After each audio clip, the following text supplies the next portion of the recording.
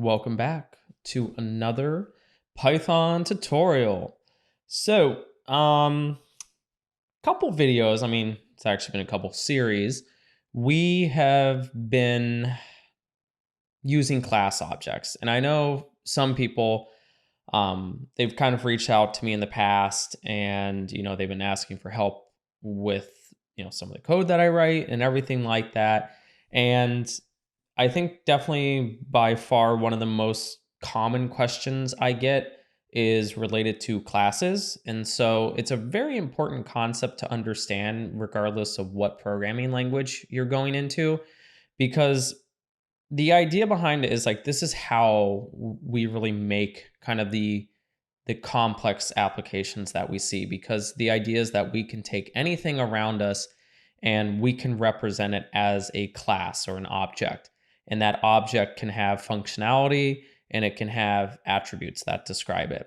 And so when we build usually complex systems, they're made up of these objects that represent classes. Now, how you choose to design your classes, you'll see lots of different opinions out there. Really, they're just different frameworks. Sometimes one makes more sense than the other ones. Sometimes it's just that's usually the one you're more comfortable with. So I think it's important to dedicate really just a few videos to understanding what is a class object and what are the things that you need to know about it.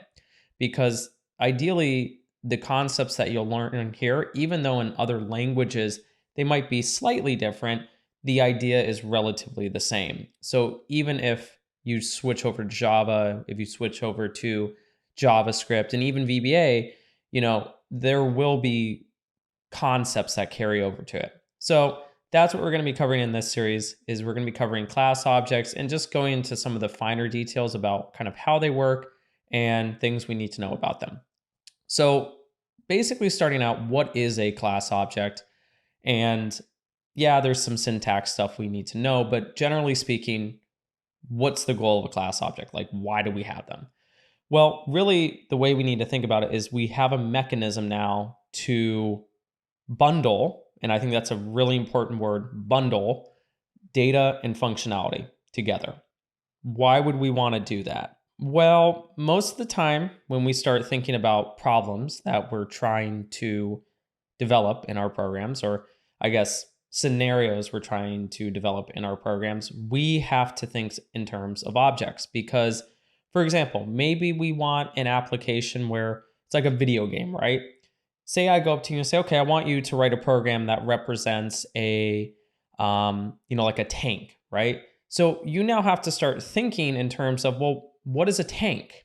Well, really at the end of the day, it's an object, but, even more, I would say, concrete than that. Well, when we define an object, we kind of categorize two different components of it. One is the functionality. I like to think of functionality as the things that it can do. So, for example, a tank can accelerate. I think even maybe a more realistic example might be, like a car, for example. If say we wanted to recreate a car can accelerate, it can brake, it can reverse, it can honk its horn. So the functionality component is just the things that it can do. So that object can do things, and we're trying to mimic the things that it can do in a program. Additionally, we have things that describe that object. So if I wanted to describe a car, I might have an attribute that specifies the color of that car. Or maybe we'll have something that says the weight of that car, or the make, or the model. So each one of those components really describes the object. So you can kind of start seeing that if I want to represent the idea of a car inside my program, I need to know, well, what are the things that it can do? And what are the things that describe the idea of a car? I think normally this is where people kind of have a hard time grasping the idea of a class initially, because it can be abstract a little bit. I'm not necessarily telling you what the object is. I'm saying go out and define the object. I've been using examples so far when it comes to, things that we see in our everyday life. Most of us have seen a car. We know what a car does, and so it's very easy to relate the two. But say all of a sudden I give you something a little bit more abstract. I want you to define a portfolio object. Well, that's not necessarily clear cut, and there's probably many different ways to interpret, how do I think about like a stock portfolio object? So that in that situation, even though it's abstract, you can still find ways to describe it. If I think about a portfolio, well, maybe it's the number of stocks that I have in that portfolio. So that could be an attribute, right? So the number of stocks. I could see the percentage dedicated towards fixed income versus equities. That's another attribute that describes it. And what are some things that we can do with a portfolio? Well, we can rebalance it. We can sell positions and we can buy positions. So that's kind of functionality. So even this idea that's relatively, I wouldn't say abstract per se, but it's more of you don't have a physical representation of it necessarily that you can just easily associate with it. It's more of the idea of a portfolio. How would you replicate the idea of a portfolio in a program? So that way, if you wanted to, you could create an application that, somebody could go in there, rebalance their portfolio. They could see how many stocks they have in it and the, the allocation of it. So generally speaking, that's how I like to think about classes. They're representing usually an object. Sometimes it's a very, relatable object in the sense of it's right there, we experience in our daily lives, and some are more abstract. It's not necessarily something you can easily find a physical representation of it in our daily lives. Now, the basic syntax for a class is always the class keyword and then the name of the class. Usually it's camel case, but you don't technically have to do that, but that is a syntax that generally you will see followed. And then it's any statements that come after that. So that's the basic syntax, and we'll obviously go through that. There's a couple things that I think are important to understand when we're talking about classes. So normally classes are stored within modules. Those modules basically contain different objects or the class object itself. And we want to understand the concept of a namespace. So a namespace is a mapping from names to objects. Examples of namespaces are the set of built-in names containing functions such as absolutes and the built-in exception names. Just a quick note, most of the stuff you're going to see right here is coming directly from the Python documentation. I think they do actually a very good job of explaining certain concepts. And so I will be putting links down below, or you might see me kind of expand on a certain topic, but I think they actually do a very good job of explaining certain topics and giving examples. So we're going to ideally walk through them. But regardless, so again, another example is the global names in a module, the local names in a function. So there's certain names that are only existing in a function. Something important to think about when it comes to namespaces is there's actually no relationship between namespaces that have the same name. So for example, I can create two libraries called TD, but each one of them can basically operate completely different than the other one. So even though they have the same name, they might have completely different functionality inside of them. So what we do is when we're importing this functionality, we specify the namespace that it comes from. So basically I like to kind of think of it as the folder and then the module that it comes from. That's at least how I like to think of it. And then additionally, there are things called namespace lifetimes. So namespaces are created at different moments and have different lifetimes. So just because you create something doesn't mean it's always going to exist. And just because you define something doesn't mean it's going to exist right from the get-go. So the namespace containing the built-in names is created when the Python interpreter starts up and is never deleted. The global namespace for a module is created when the module definition is read in. Normally, module namespaces also last until the interpreter quits. The local namespace for a function is created when the function is called and deleted when the function returns or raises an exception that is not handled within the function. The idea here, and again, this is actually a really important concept because I do have people reach out and they'll say, oh, it's saying that particular attribute doesn't exist. And it's like, well, very much so. It's because it's deleted. And so the assumption is they see it sometimes and they think it's always going to be there. Things have, in some cases, limited lifetimes. And so you can't always assume just because you defined it early on in your code that it's going to be available at the end of your code. That's assuming that you didn't do any operations on it. So if you do operations on it, and depending on the type of operation that you do on it, you could actually have very different results than what you would think. So this, unfortunately, is just one of those things. I think as time goes on and you do more examples, it's you pick that up. But sometimes it does take a little bit of practice to kind of understand what you're looking at, because it's very easy to confuse yourself. You see something defined and you assume it's always going to be there. You can't assume that, and that will get you into trouble sometimes because you're like, why is my code not working? Oh, I can tell you. Attributes. So attributes, again, these are basically the things that describe that particular class object. Sometimes they're also called properties. And so attribute is used for any of the following is used for any name following a dot. For example, I can have z.real. Real is an attribute of the object z. So z is my object, real is my attribute. Strictly speaking, references to names and modules are attribute references. In the expression mod name, func name, mod name is a module object, so it's still an object, and func name, so function name for short, is an attribute of that module object. Very weird, right?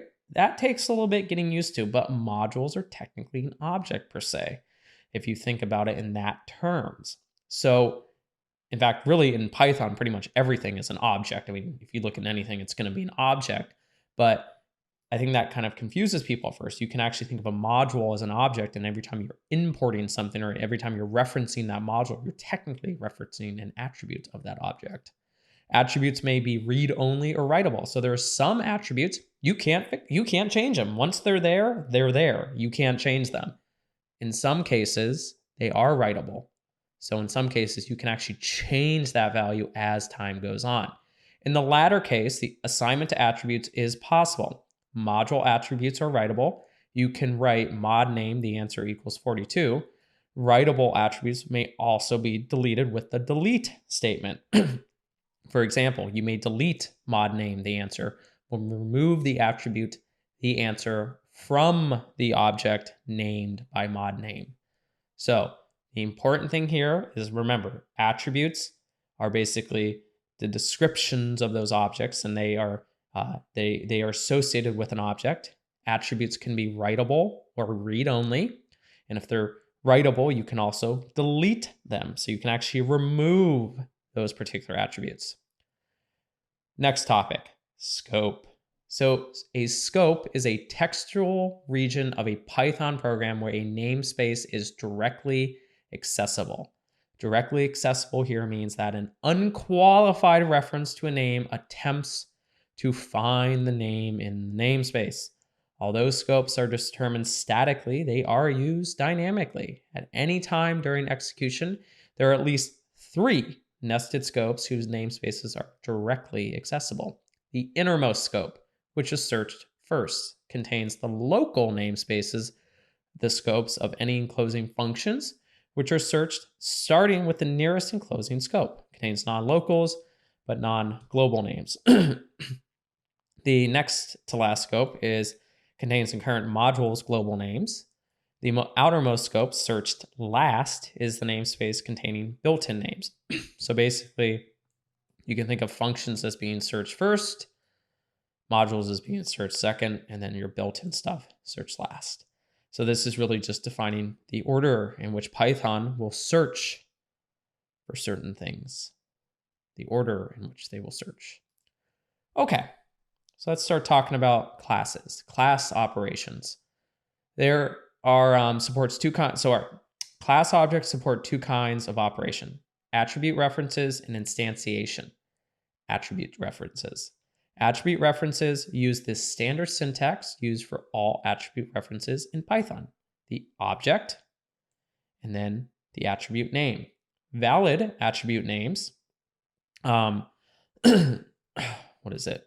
Valid attribute names are all the names that were in the class's namespace when the object was created. So if the class definition looks like this, so we'll just do class, my class. So we'll use the class keyword and then we'll do my class. And then from here, we will say this will just represent, not like that. And we'll say this is a simple class. And then this class will have an attribute, and that attribute will be I equals 1, 2, 3, 4, 5, so just a number. And then it will also have a function, which is f, and then we'll use the self keyword, and then return hello world. So this is a simple class object. So in this case, my class I and my class F are valid attribute references, returning an integer and a function object, respectively. So what does that exactly mean? Well, if I do my class and I do I can see I can reference that attribute. So that attribute is here. And then if I also want to, I can do F. And I can see that it's a function object.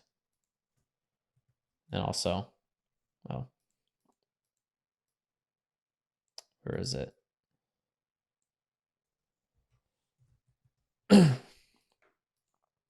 Well, technically we didn't instantiate the class yet, but you'll get to that in a second. So from here, it's important to know that these both are considered attributes. One references a function object and one represents an integer. And then can also be assigned. So we can also assign values to this attribute. So you can change the value of my class I by assignment. Doc, so this is for doc strings, is also a valid attribute, returning the doc string a simple class. So what that means is if I do, what is it, my class, and then I do underscore doc, you will see that it returns the doc string as well. And then I can also say I equals, 2000, and then I can say print my class.I. So what this is telling me is that I can basically write to my particular class reference, or sorry, my class attribute. So that's important to know as attribute references. It just means that you can reference certain attributes and that functions themselves can actually be referenced as well. We'll kind of see that if you want to actually call the function, it's a little bit different. So the next operation is instantiation. Class instantiation uses function notation. Just pretend that the class object is a parameterless function that returns a new instance of the class. For example, assuming the above class, if I wanted to instantiate it, I could create a new variable, let's call it X, and have it equal a new instance of my class object. And I can now see I have a new instance of my class object. So this will create a new instance of the class and assign this object the local variable X, which we can tell right here. The instantiation operation calling a class object creates an empty object. Many classes like to create object with instances customized to a specific initial state. Therefore, a class may define a special method named double_init, like this. So remember, in pretty much all of my videos with TD Ameritrade and interactive brokers, why do you think this was such an important operation? Well, basically what I need to do is every time I create an instance of that class, I need certain information from that user, because the idea is I'm going to use that information when they create that instance to log them in and do other things. So what this means is with the double underscore init method, I could say, hey, every time you create an instance of this class, I need certain information from you in order to basically make it operate the way I want it to operate. So we'll see that when a class defines a double underscore init method, short for initialization, class instantiation automatically invokes the init method. So every time you create a new instance, it automatically invokes this method for the newly created class instance. Of course, the init method may have arguments for greater flexibility. In that case, arguments given to the class instantiation operator are passed on to the init method. For example, let's create a new class. We'll call it complex.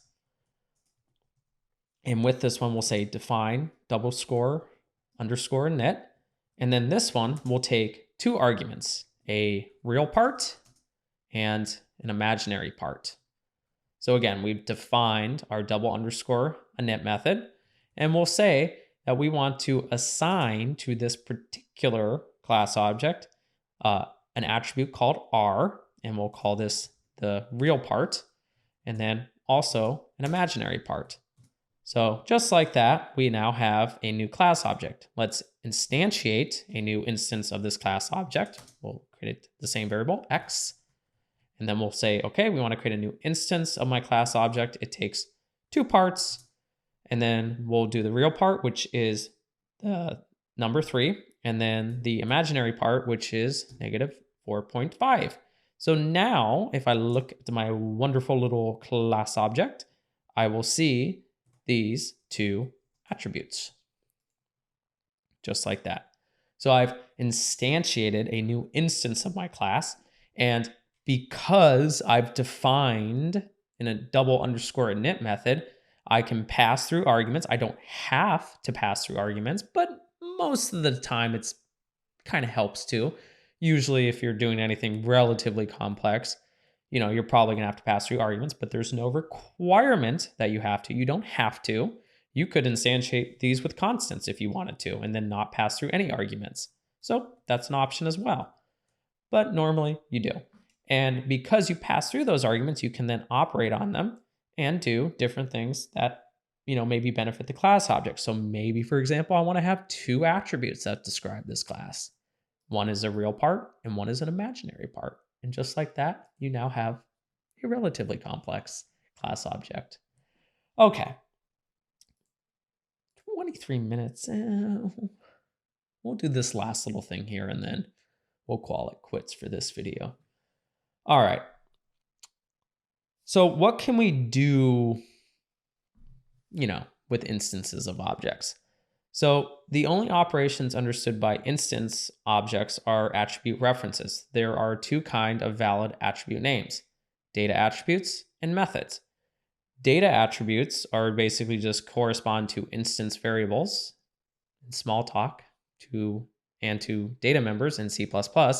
Data attributes need not to be declared like local variables. They spring into an existence when they are first assigned to.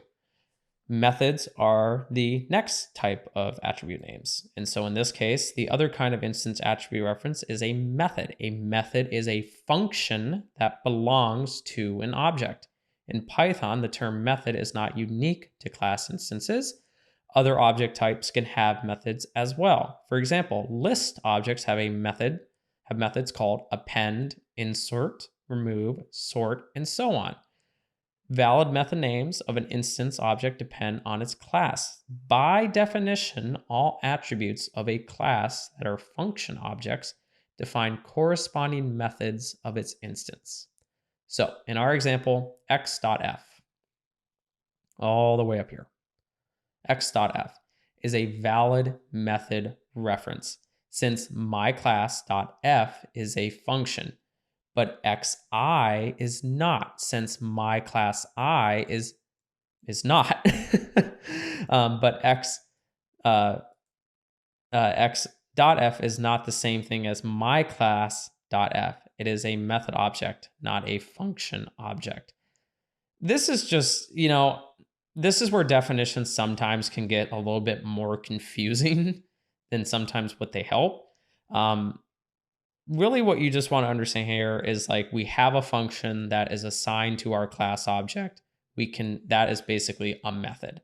Now, on top of that, we do have attributes as well. And so it's just trying to give you a more formal definition as to how do you distinguish these two, because we can still kind of call this one an attribute, but it's a little bit more different than that. So, it's kind of hard. I think, again, you just really want to kind of, I think initially when you start out, I think the easiest thing you want to think about is just, okay, it's a function, it's part of my class, it's a method. There's more formality than that, but generally speaking, that's usually how you need to think about it. So we have attributes, we have methods. The data attributes really just represent the instance variables. So in this case, like these are our instance variables. And so what exactly happens when a method is called? You may have noticed that x.f was called without an argument above, even though the definition for f specified an argument. What happened to the argument? Surely Python raises an exception when a function that requires an argument is called without any, even if the argument isn't actually used. So remember up here where I did that little thing and I said, oh, where was it? I'll say my class. Where is it? My class dot f. Oh my God, it freaked out. Why is that? So the thing about methods is that the instance object is passed as the first argument of a function. So in this case, when we call my class dot f, it was basically, it never got the instance itself passed. And so what I'm about to show you, it's a little bit odd, but it makes sense, I think, once you kind of get the idea. But generally speaking, in our example, the call x.f is exactly equivalent to my class dot f of x. In general, calling a method with a list of n arguments is equivalent to calling the corresponding function with an argument list that is created by inserting the method's instance object before the first argument.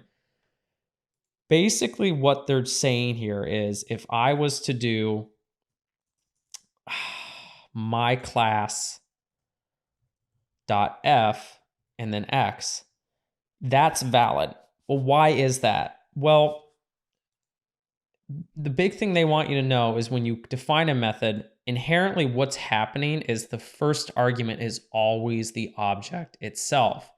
Now, the thing is, when we create a new instance of it, that automatically becomes the object. So every time we now call x, we're technically referencing the object itself. And anytime we call a method, it will automatically, what is the word? It will automatically pass through that class object as the first argument.